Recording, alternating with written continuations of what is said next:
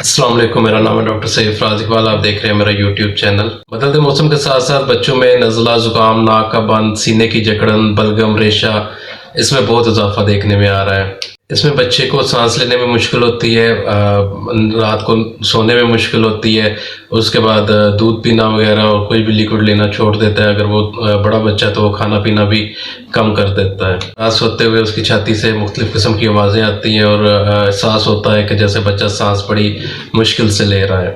इसमें आप 2-3 काम करके बच्चे को घर में रिलीफ दे सकते हैं। इस मौसम में हवा में नमी कम हो जाती है, जिसकी वजह से सांस लेने में मुश्किल होती है। तो आप अपने कमरे को, अपने घर को की ह्यूमिडिटी जो है वो बरकरार रखें। उसके लिए एक डिवाइस होती है, ह्यूमिडिफायर उसे कहते हैं। उसमें पानी डाल देते हैं, या आप लोकली भी किसी भी बर्तन में पानी डाल के उसके नीचे आग लगा दें ताकि वो स्टीम बने, और वो स्टीम जैसे ही कमरे में रोटेट करेगी और बच्चे के सांस में अंदर जाएगी तो वो बलगम को पतला डाइल्यूट करके उसको एक्सक्रीट करेगी।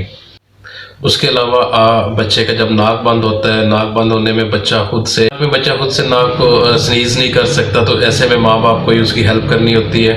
उसमें आप ये नॉर्मल सलाइन स्प्रे यूज़ कर सकते हैं, या आपको कोई भी अवेलेबल नॉर्मल सलाइन ड्रॉप्स जो है वो आप बच्चे के नाक में यूज़ कर सकते हैं। इसका तरीका ये होता है कि स्प्रे नाक में करना है, उसके साथ एक बल्ब मिलता है, उससे आपने उसका नाक जो है वो साफ कर देना है।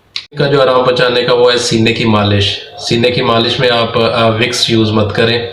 उसके अलावा कोई भी आप लोशन वगैरह या कोई भी ऐसा ऑयल वगैरह यूज़ कर सकते हैं, लेकिन उसके ऊपर कोई गर्म कपड़ा बांध कर बच्चे की छाती को आप दबा के ना रखें। उससे ये होता है कि ऑलरेडी उसे सांस लेने में मुश्किल होती है, और जब आप उसका सीना बांधते हैं तो उससे और ज़्यादा सांस लेने में मुश्किल हो जाती है।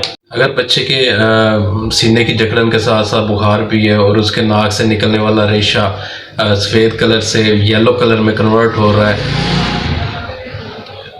तो उसका मतलब है कि उसे कोई इन्फेक्शन है। ऐसी सूरत में आप किसी भी अच्छे पेडिट्रिशियन से रजू कर सकते हैं। बाकी अपना ख्याल रखिएगा, दुआ में याद रखिएगा। अल्लाह हाफिज़।